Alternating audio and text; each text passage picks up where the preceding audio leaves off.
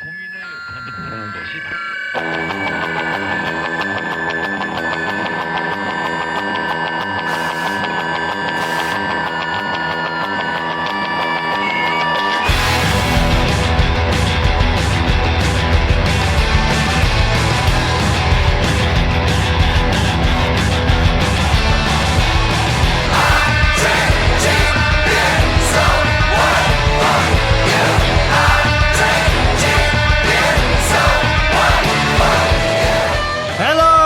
Welcome to this new season of the Punks in Pubs podcast. My name is Liam Bird.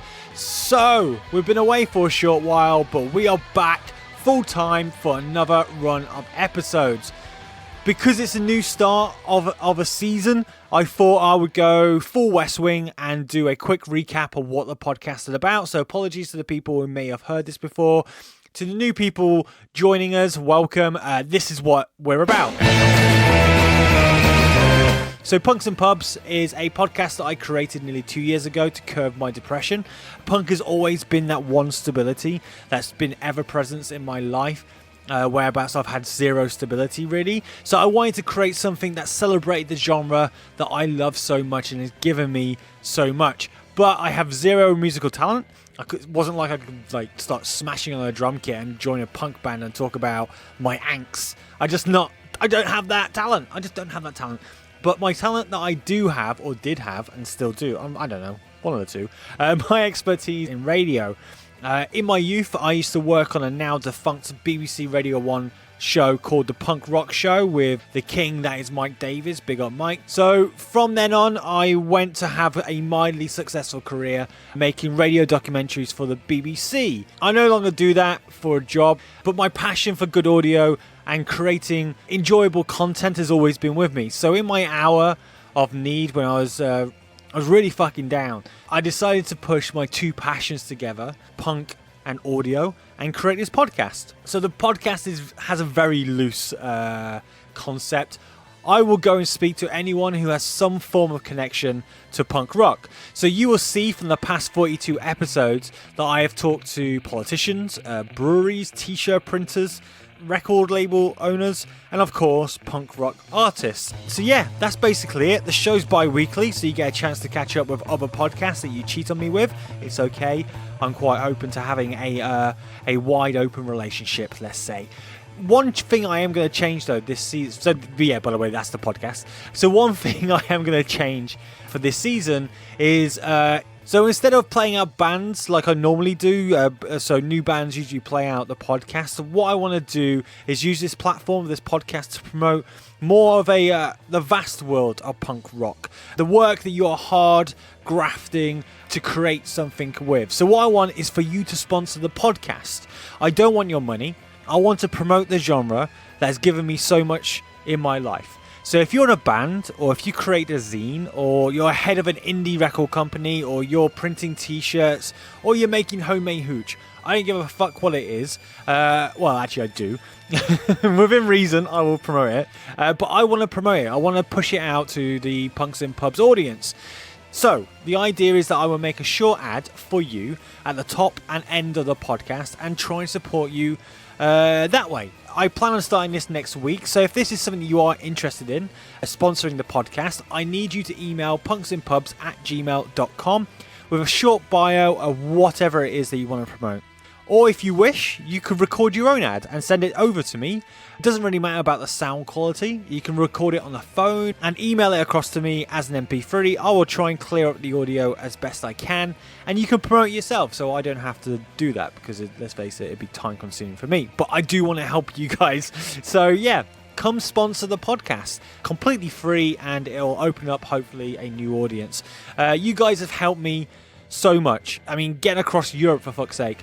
I want to give back. So again, if you wish to sponsor an episode of the podcast for free, email punksinpubs@gmail.com. Before we crack on with episode 43, I just want to quickly say we have 4 Punks in Pubs t-shirts left. 4 of them are medium, just like the Goldilocks and the 3 Bears, the large ones, the small ones, just the medium ones.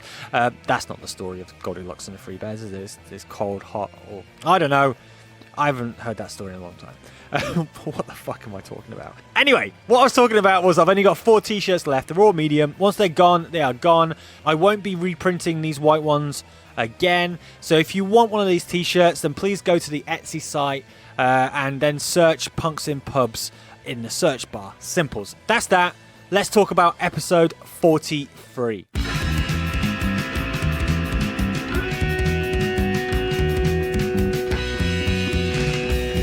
Episode 43 sees me in Shepherd's Bush talking to the very delightful and charming Zach Quinn, lead vocalist of the band Pears.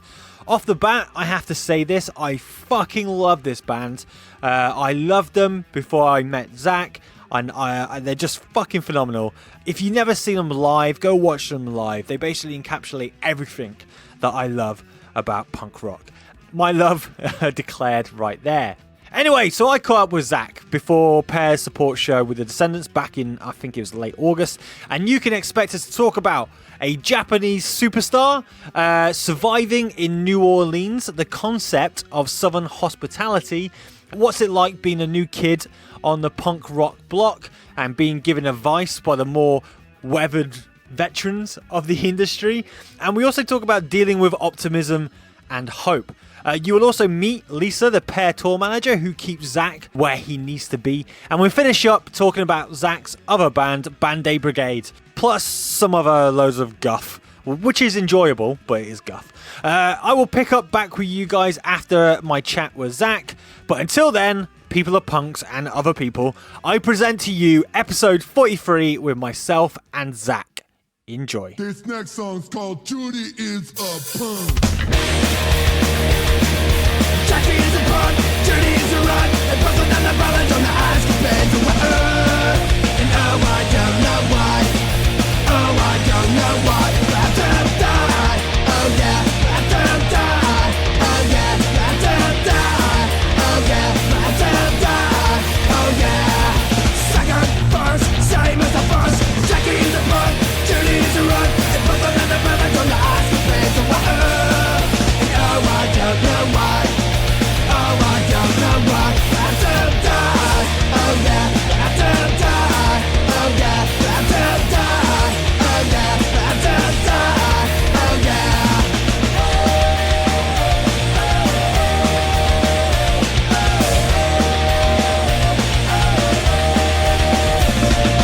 Third verse, different from the first.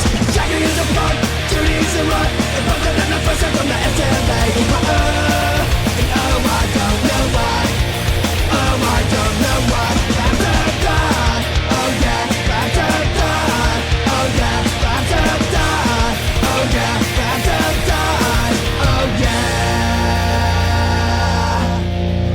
Your mic, man.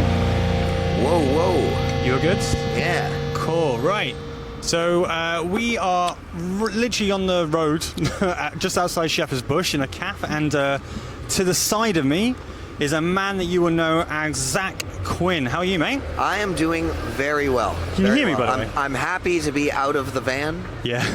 Happy to be here with you, too enjoying kind. this coffee on this lovely day.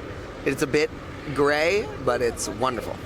So you're here playing with the Descendants. Yes. When you play a show like that, like, how, is it like a kind of a pinch me moment, or is it something that you've just kind of got used to now? It was at first. Now it's like it feels like any other show, especially due to the fact that, I mean, we've done a couple of short runs with Descendants, but long enough to have become friends. Yeah. You know, so I remember the first time we did it was definitely gnarly. Yeah. It was like, I didn't know how to talk to any of them, you know. It's like, how do you? They're one of my favorite bands. I mean, without a shadow of a doubt. Yeah. So that was really kind of, it was scary.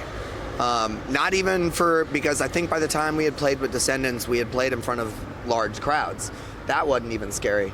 It was that just knowing that I was so close to Milo and Steve and Stefan and Bill and Carl. It's wild. It's wild. It's crazy. It is, and the projection of the band has just been up and up and up. But we're going to talk about Pears in a minute. But I just want to quickly talk about a person called Kyary Pamyu. Oh yeah. I've heard that you are rocking her shit and you love everything about her. Kyary is Oh, is it Kyary? amazing. My bad. Yeah, Kyary. Yeah, she. Oh man, I've heard people describe her as sort of like the Lady Gaga of Japan. Yeah. But I think it's like the closest thing that the Americans have to compare to her, because they couldn't be any more different. I think there's lavish costumes, and that's where the comparison stops. Well, I mean, I watched the video of is it Pom Pom Pom? Yeah. And it's like having a sugar acid trip. If like sugar was visible, Right. That's what the video was, and it was pretty fun. And I must admit, I went down like an alleyway of what the fuck is this woman? It's amazing too, because I mean, like Lady Gaga, as wonderful as Gaga is, it's still like pretty, just very much pop oriented music. And while Kyary is absolutely making like pop hooks and whatnot, it's the music is all very like there's all this jazz fusion, almost like chord progressions and stuff happening in the behind the scenes, and it's just you put on a pair of headphones and listen to a Kyary Pamyu record, and you'll discover like a new instrument every time you listen to a song.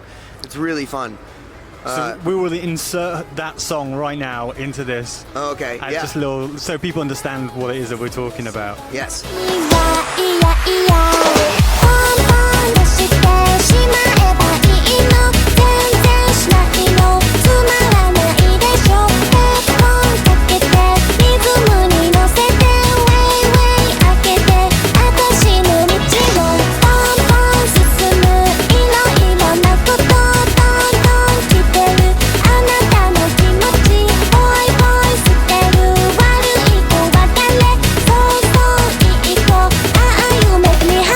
So it's well established that you grew up in New Orleans. Sure. Do you still live there? Yeah, I do. So I've been fortunate enough that I've been over to New Orleans. Oh, wonderful.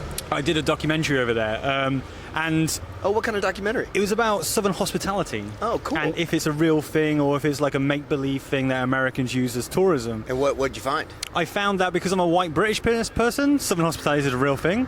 But I believe if I was of any other ethnicity, Yeah. I don't believe it's that much of a thing. Well, you see, I think that that's probably true in like the white deep south. So yeah, we went down into like the bayou, and that was pretty interesting. Sure, and yeah. proper is it Creole? Is it Creole? Creole. And speaking to the people down there and talking about what Southern hospitality is, but it was fascinating. I do like the idea of it, and I do think it is there.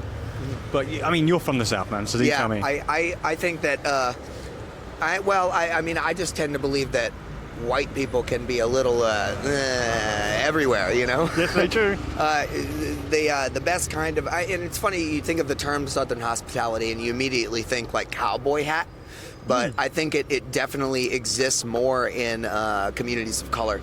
It was very much, yeah. So what we discovered was it was like groaning tables was something I was told about. Like, Sure. So tables whereabouts people in the community would bring food because at the time going from town to town wasn't as easy. So that was that kind of community spirit. And we went, where did we go? Went to Tremay and spoke to a priest, because I think religion also plays a part in Oh, sure. do good to your neighbor, like feed your neighbor. So we went to and spoke to this church, beautiful church. You might know actually, it's pure white, but it's still stained from Katrina. It was in Tremay. I mean, there's loads of churches in Tremay, but we went and spoke to the priest, and we went to speak to the community guy who was running community groups out there, and he was talking about how important it is for them to believe that Southern hospitality is still a thing. And I found that quite interesting as well. Yeah, I think it plays heavily in traditions down there. And I mean, I'm just echoing you now, but I mean, especially in religious communities. I mean, it's quite a sight to see, like, on a Sunday around a church. I mean, just how many people still go to church. I mean, I don't go to church, you know, No. but I mean, like, whatever's bringing people together, I think can't be all that bad. No, I mean, I'm all for it as long as it's just not affecting anyone else in a Sure. negative way. So the thing that I noticed though about New Orleans was it seems to be a city that's in transition. Everyone's either not from there or going through it. Oh, serious transition. And I mean, I remember. Yeah, I grew up in the St. Roch neighborhood, which is around all that stuff, around like the 7th Ward and the Treme, and and I remember very clearly being the only white kid around, there's something to be said about like, first you start seeing the crusties, the crust punks, squatting in abandoned properties, and then that kind of leads into the artsy fartsy community, from elsewhere.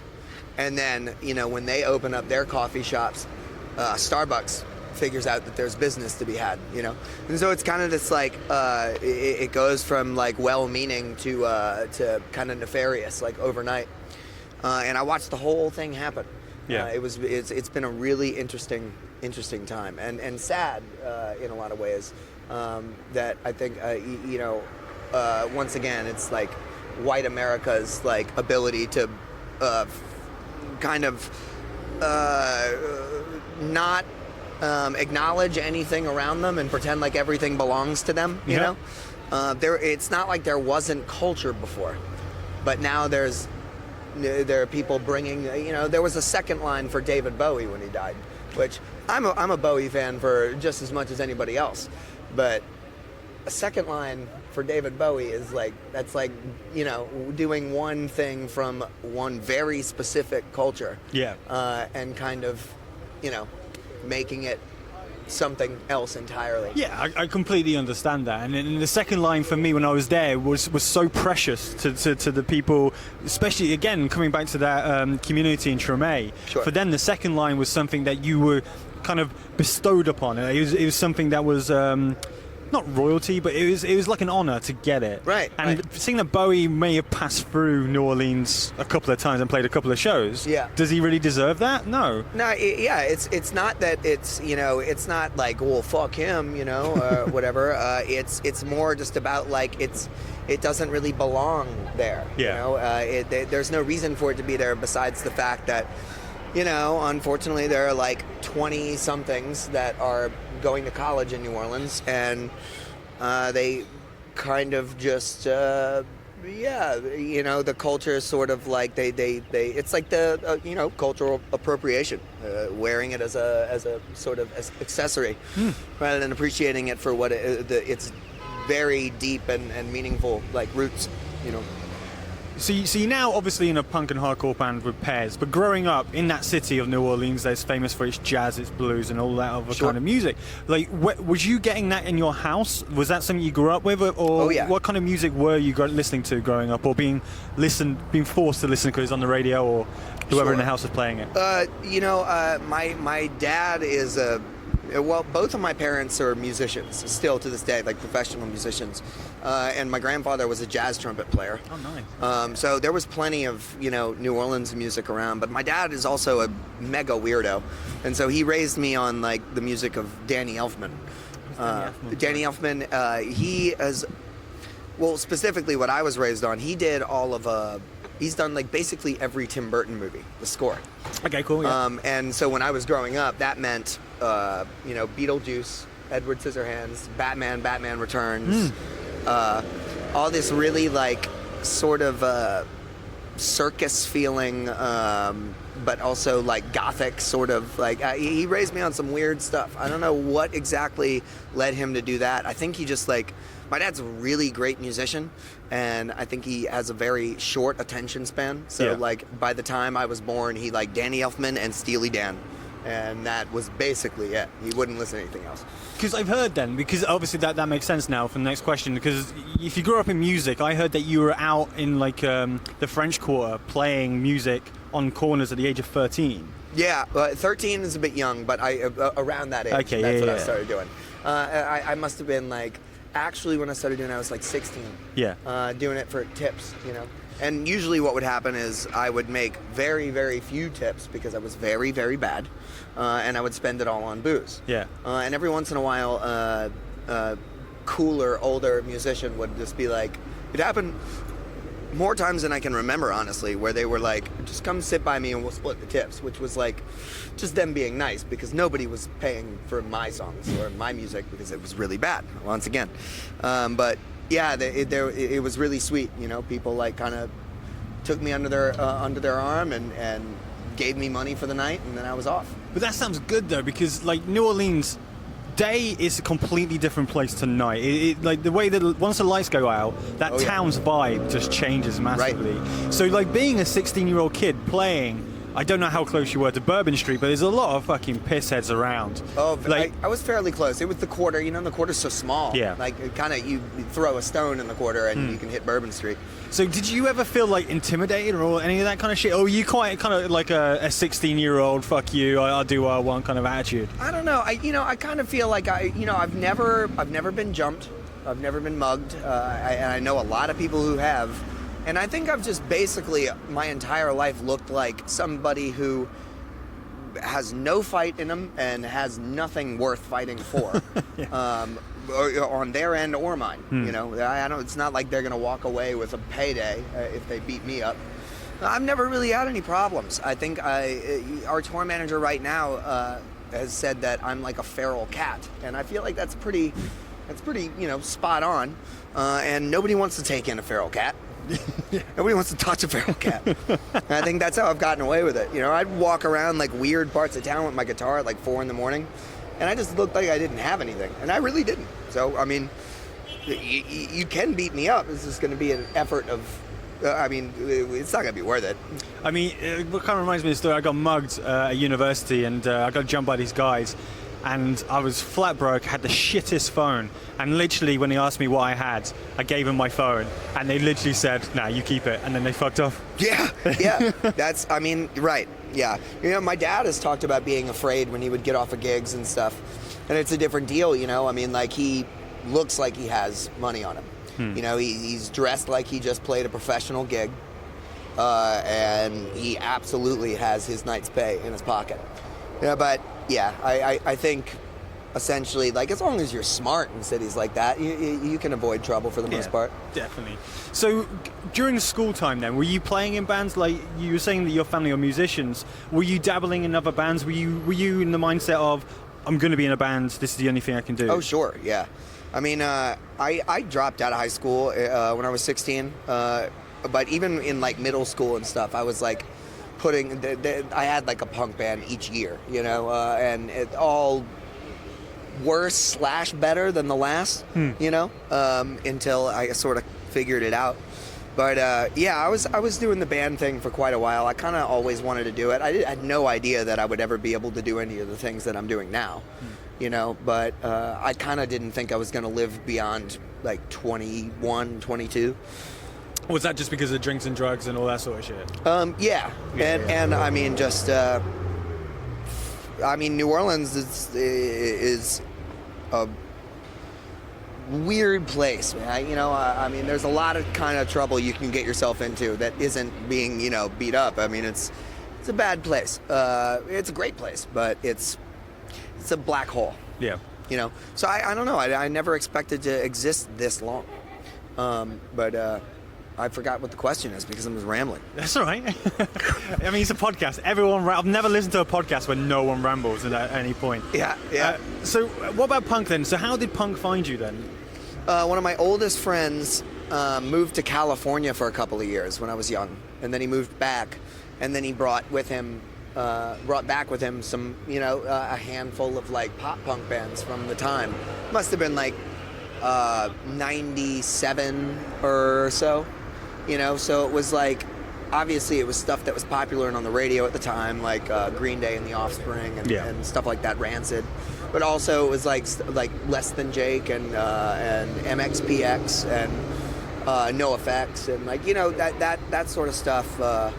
And then, God, those comps. I mean, those comps from the 90s, you know, I can't even begin to fathom like how many people got turned on to an entire genre because Epitaph and Fat were putting out like $2-3 compilations. Oh, definitely, yeah. I mean, that's how I just from what was it, Put in the Boot I think that Give him was the boot. Give him Yeah, a boot. the That was Hellcat Hellcat one. Yeah. Yeah. What's the fat one called? It was Fat music for fat people. That was it. I think each one had a different name. Yeah, actually. yeah. Are we all good? All good. I just wanted to check in. I'm okay. Yeah. Yeah. You can take 10 minutes longer if you want to because this will take a while. Yeah? Killer. Yeah, I'll just skip the show. No. So in front of us right now is Lisa. Like she's a tour manager. You're the tour manager, correct? Yeah. So Lisa, the tour manager, is looking after Zach. Lisa, yeah, that is specifically her job description. I can't believe I've only been lost once on this tour, huh? You only lost me once. I did not lose you. Yeah, you did. You ran away. I did not run away. Cool. I have to find parking for them. No All problem. right. I'll See be you back later, over in a Lisa. few. Did I get you? Or Nope, you're filling in. where the entrance is, so I'll get you. Okay. See, she knows better. Lisa knows best.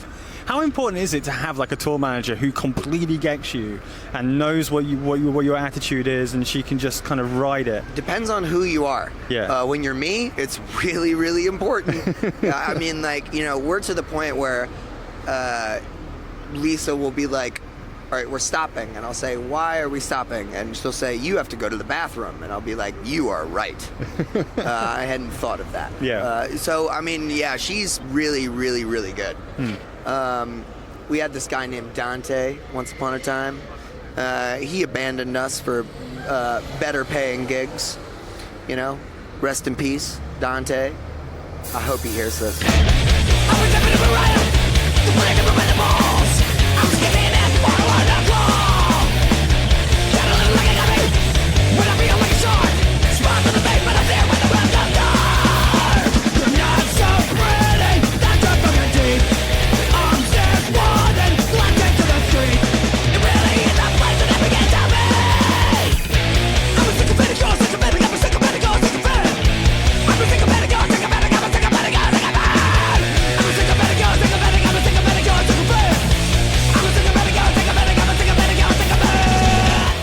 I completely lost where we were going with our conversation. I have that effect. So that's right. We were talking about being in bands and finding punk music and through compilations. Oh, right, yeah. So those kind of compilations where basically you can kind of put it on and you can choice pick the bands that you want. So Epitaph, Fat, Hellcat. Were there any other? Like, were you listening to like indie labels from New Orleans? Because New Orleans isn't known for its punk. Really. No, not necessarily. And for a long time there, there was like a little bit of a like hardcore punk scene in the early 2000s that I would go to those shows. I never liked ska all that much, so I never was doing the ska shows. Didn't like the horns? Don't like the horns? It's not that I don't like horns. I just I didn't really connect all that much with third wave ska. There are bands that I like, but it was never really my bag. But there was some stuff in the early 2000s, the shows that I would go to. We had like all ages spaces outside of New Orleans that I would go to. And then things kind of disappeared around the time of the storm. And then Community Records happened, which is like Greg and D-Ray they were in a band called Fatter Than Albert, and then they were in a band called All People, which is coming to a close now. There are too many projects those guys are involved in to really name. But they've really kind of single-handedly built like a sort of indie punk like label, and kind of a more ambulance, kind of a more what's it called? Condensed scene, Yep. like an actual scene. So was it through them how you got your first show then with Pears? Your first show's famously with Ryan from Off With Their Heads. Right. Yeah. Right. No, that was just a promoter that we know in New Orleans had them coming through and didn't know who to put on a bill, and I guess had heard that me and Brian had a new band. We were not ready to play that show. I had my notebook on stage, and our drummer at the time was like cutting time in half in places where it wasn't supposed to happen yet. It was like, we didn't know our own songs, I couldn't be happier that we took a gig. Yeah. Because from what my understanding from that interview, because you did an interview with Ryan for his podcast, Anxiety and Angry, I think it's called. Anxious and Angry. Anxious and Angry. whereabouts he said like, the moment he saw you, he just started talking about you to anyone who was willing to listen about how fucking fantastic it was to watch this band called Pears. Yeah. And for me, it was exactly the same kind of experience. I first time I saw you was when you were supporting not something corporate. What the fuck? Bouncing Souls at the Underworld. Right. And I saw you for the first time, knew nothing about you guys, and I walked away and I was literally telling anyone who was willing to listen about how fucking fantastic the Pears are. For you, how do you take those kind of compliments now? Like, have you grown into it, or have you kind of still a bit like, nah, mate, calm down? Well, I mean, first and foremost, I couldn't agree more. You know, no, seriously, it's wild, and I don't know. There's this whole sort of like when you get complimented in ways like that, you know, there's the whole kind of end of imposter syndrome. Mm-hmm. You know, that you feel like, you know, I'm just good at pretending to be good or whatever, you know. But you do kind of. I feel like I've definitely grown into the role a little more. I found, you know, that this is something that I have a knack for, you know, and everybody is good at something. And I just happen to be good at something that earns me like $400 a year, you know? So, but it's really rewarding, and mostly like my favorite thing is when people are moved by it, you know? Because I do think, because Pears are a band's band, the way that comedians are like they have comedians who they're comedians. I feel like some reason I know why.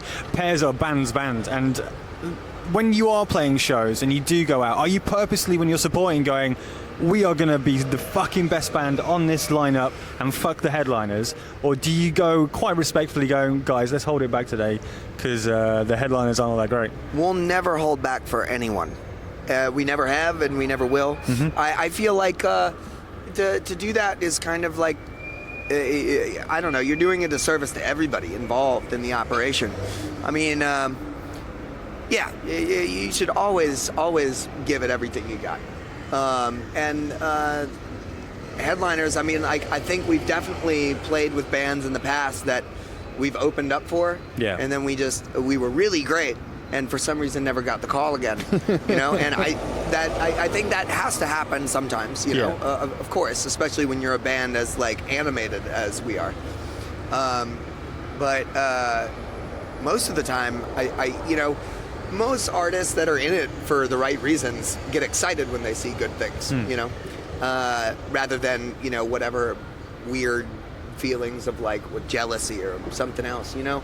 So even if we move around a lot more, I mean, like what? So like I'm my knees are still kind of good, and I hop around a lot more than like anybody in Descendants, and that means that like Descendants of the Descendants, you know, they're an incredible band. We're just we are us, and we're the only us, and that could be said about any band. Yeah.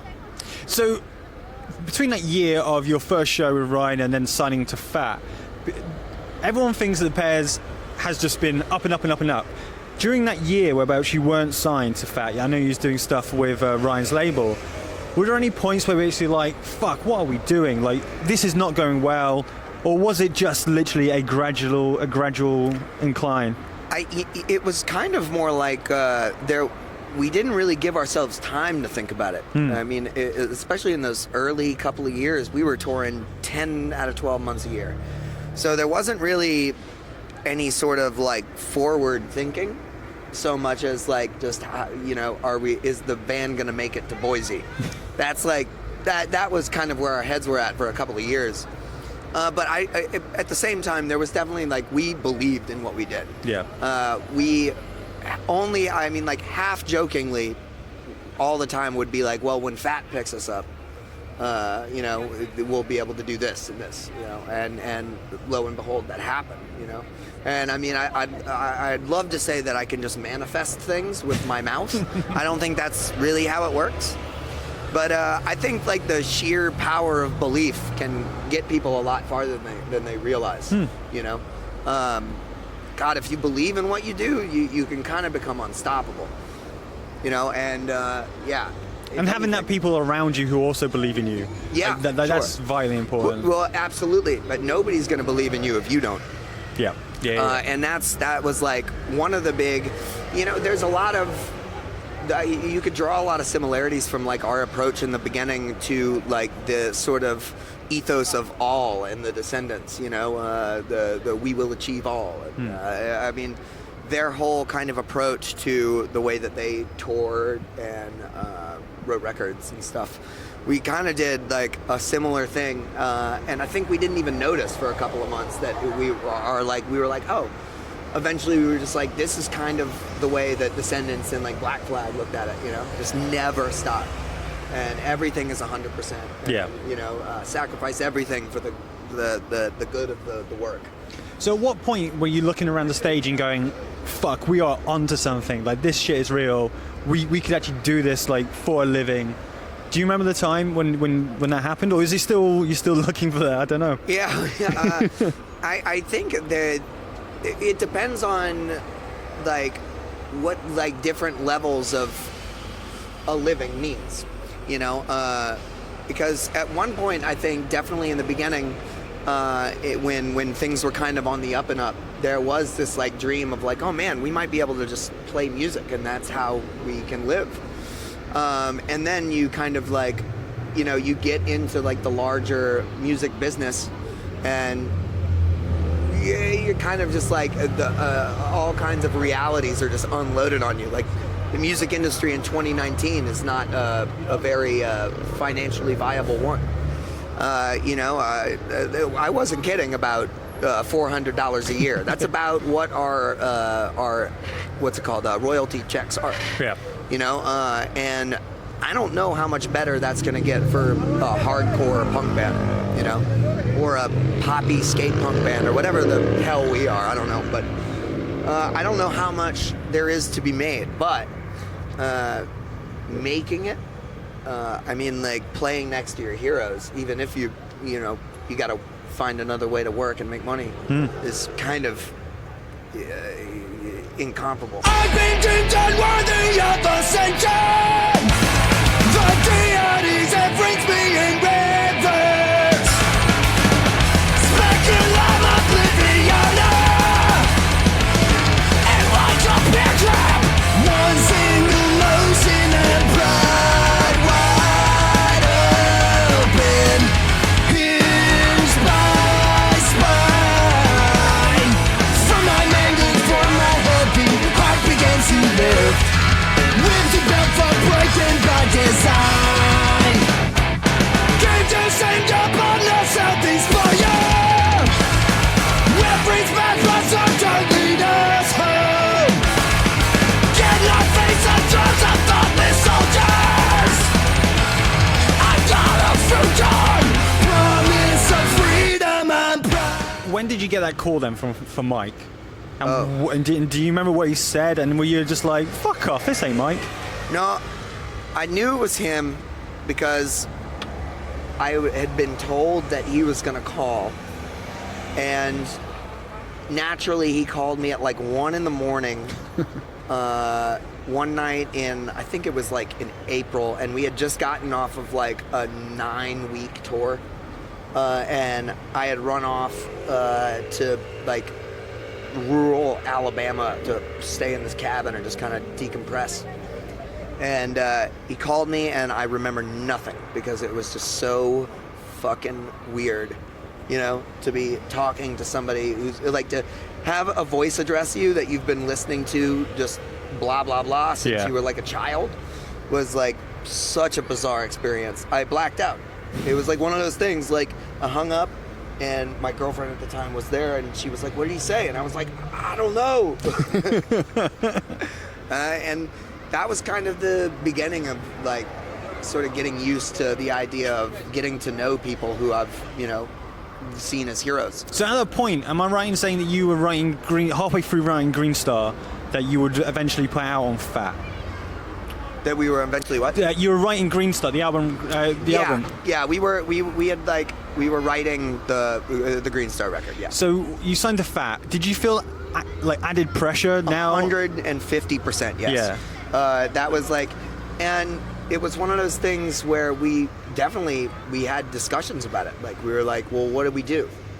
And ultimately, you kind of have to, like, it's one of those things you talk it through, and you talk every possibility through. And as you're doing that, you realize that, like, we talked about, like, well, do we like develop our sound in a way that, like, might be better for, like, listeners of the label, that people might be more accepting of us, or like what.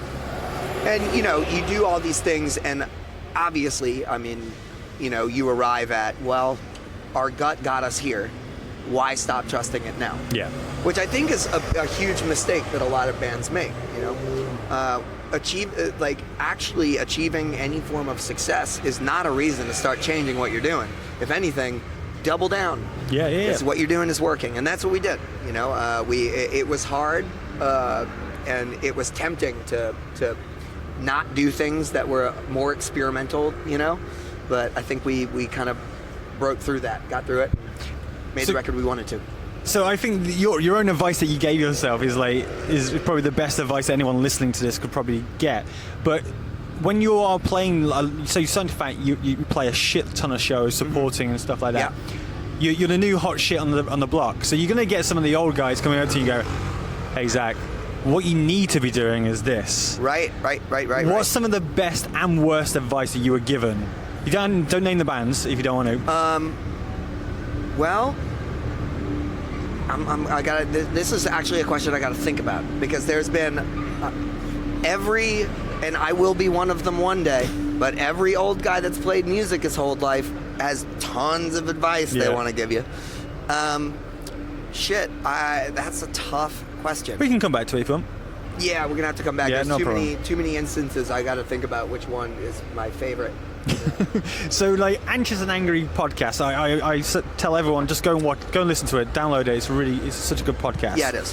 But on that podcast, you said something that stayed with me for a couple of years, and it still freaks me out now. You said having hope is scary, and that is something that had stayed with me, because I had hope in my previous job and it didn't work out. And it fucked me up for a while, and this is why this podcast is a thing, because I needed to build up my confidence again. Do you still believe that? Do you still believe that having hope is scary, especially now that the band's trajectory is so on the climb? I absolutely still think it's having hope is a courageous act. I think it's much easier to be hopeless, especially somebody in my position, given the tools that I've been given, and just the privilege that I have. Having hope is courageous, but it's responsible. But I still absolutely believe that. I can't think when that ambulance is yelling at me.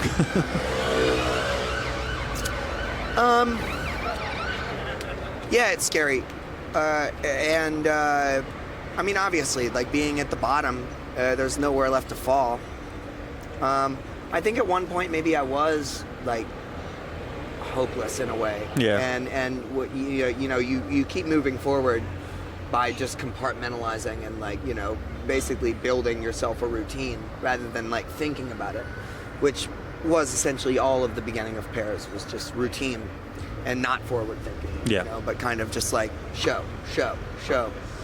I definitely have hope now, hope for all kinds of things, and it is scary, because this can go anyway.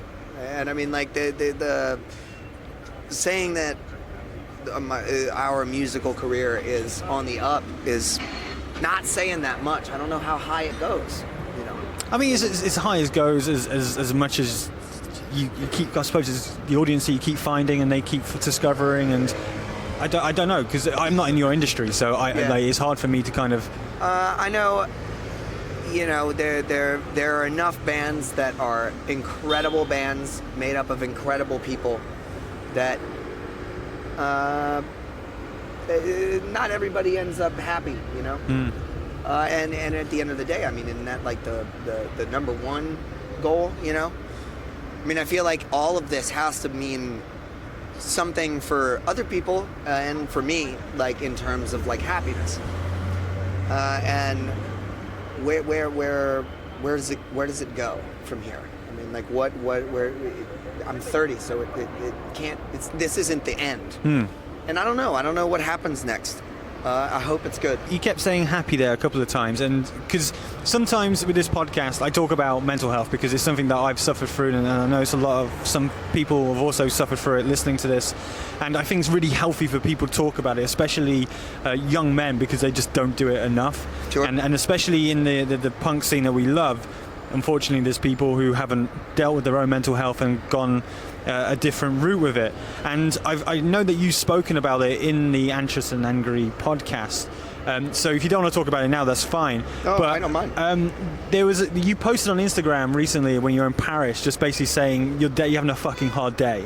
And I don't know if that was irony or whatever it was. No, I was having a hard day that day. So how do you keep your mental health well when you're on the road? So do you speak to your bandmates? Do you speak to Lisa, for instance?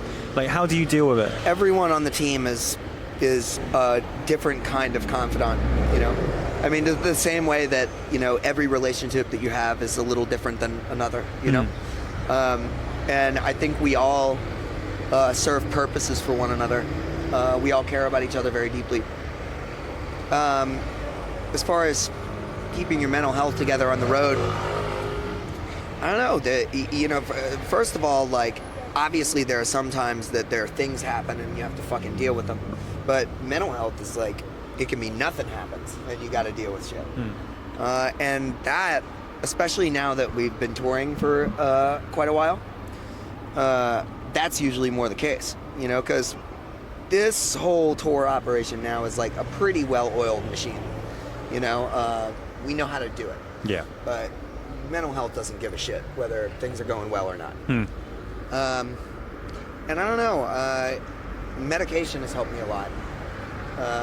It's funny that it hadn't changed any of my thought processes at all. Was that something you were concerned about? Like when you started medicating, were you worried that it might change your thought process and how you write? I was very concerned about that. I mean, there's so much to be concerned about when it comes to medication, especially when, you know, you're with SSRIs and like you're looking at the list of possible side effects. Oh no, I'm okay. Thank you. He just offered me his sunglasses. What a gentleman.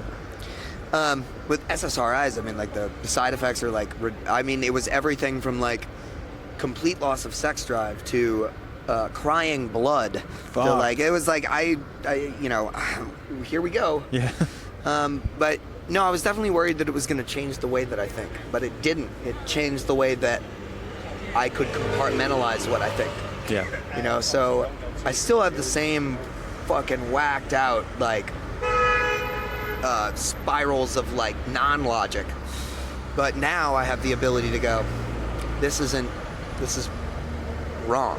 This is just me. This isn't what's actually happening, and I'm able to kind of like get through it with infinite more ease than I ever could without medication. It has worked for me. Oh, good. Short. Good. I'm glad that you're in a good space.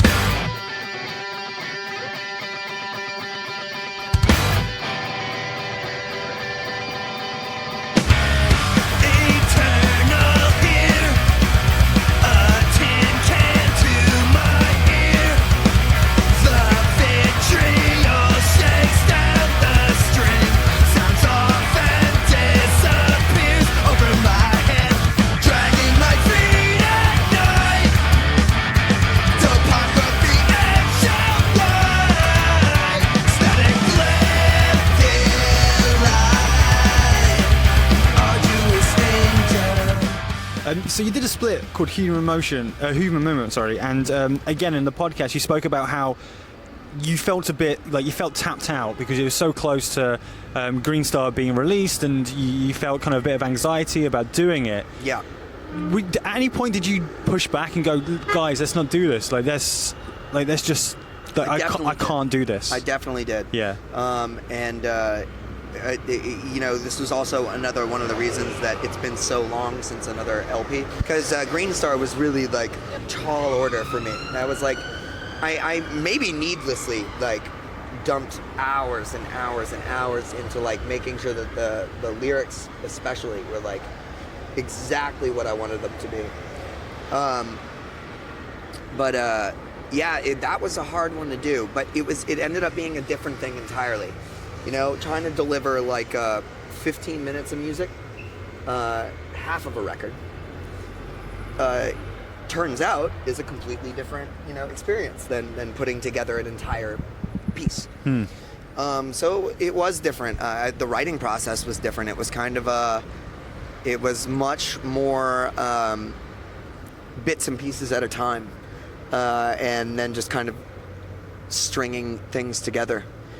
Which actually, when I say it that way, Green Star, maybe it wasn't all that different. Maybe it just was nerve-wracking because I liked Green Star so much.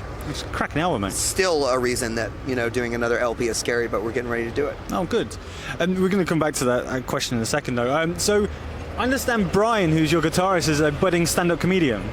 Is a what? A budding stand-up comedian. Brian is. He's a funny little dude. Does he do his work in the van? Like, does he try his craft in the van?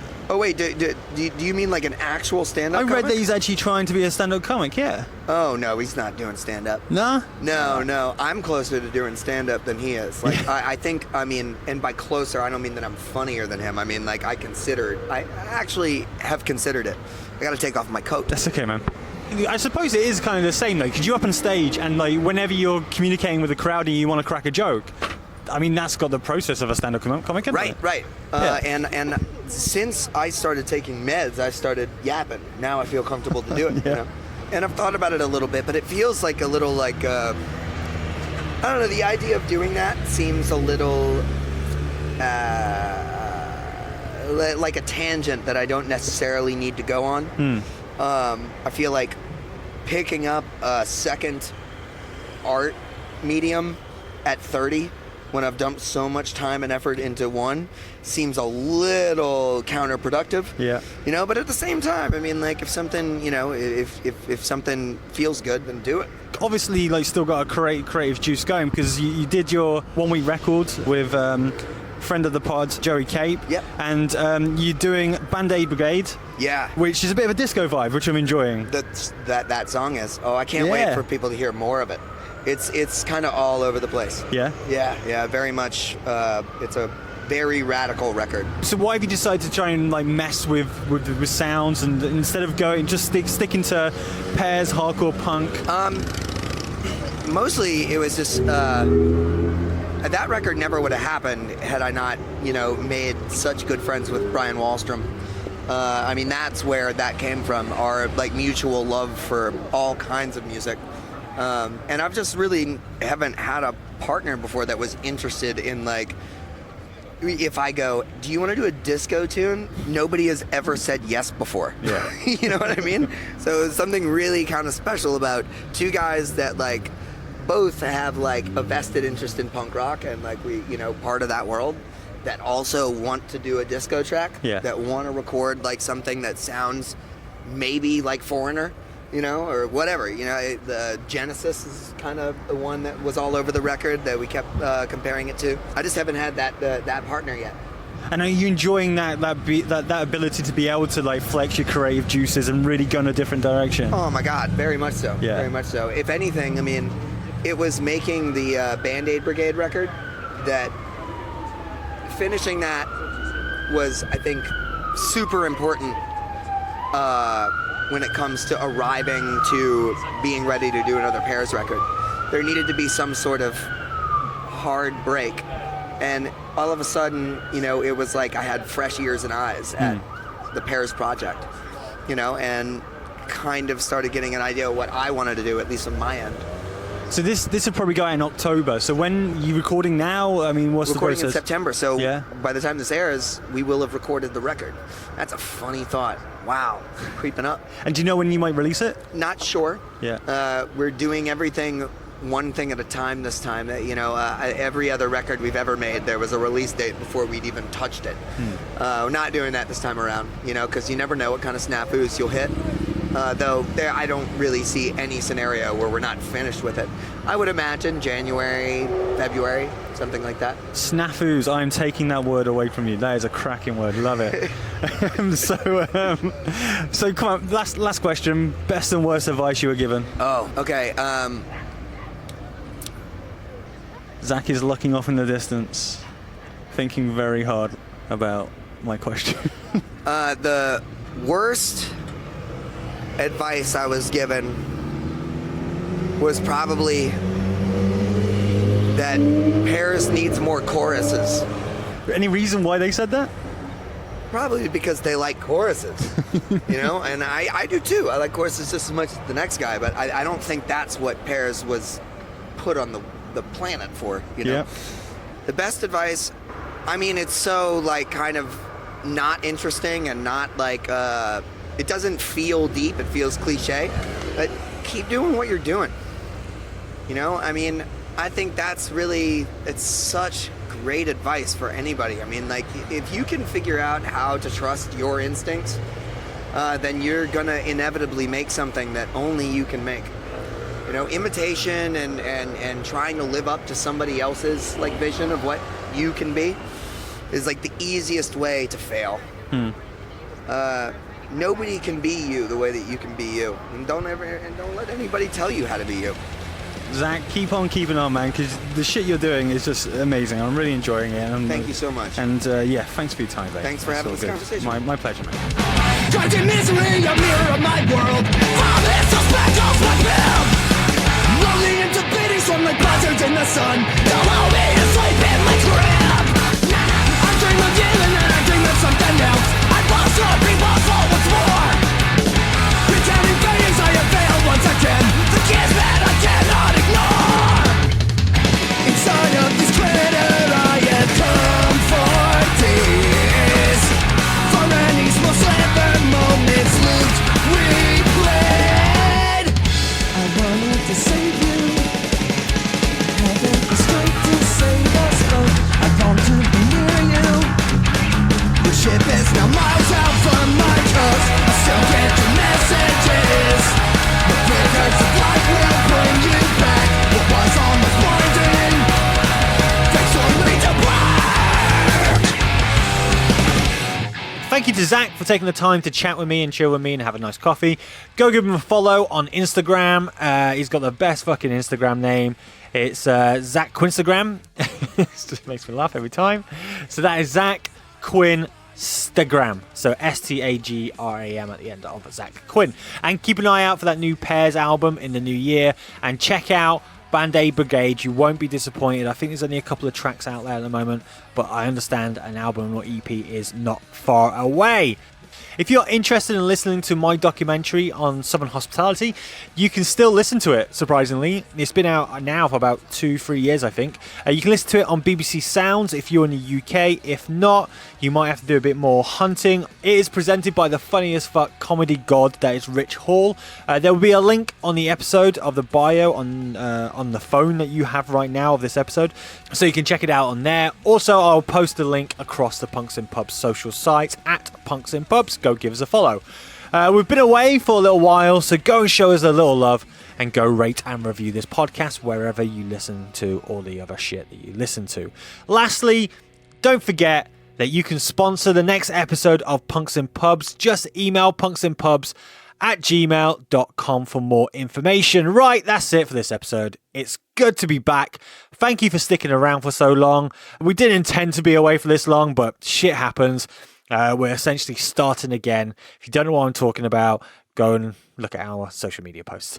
As always, if you're going to a punk show and you see someone fall down, you pick them right back up. Till next time, bye-bye.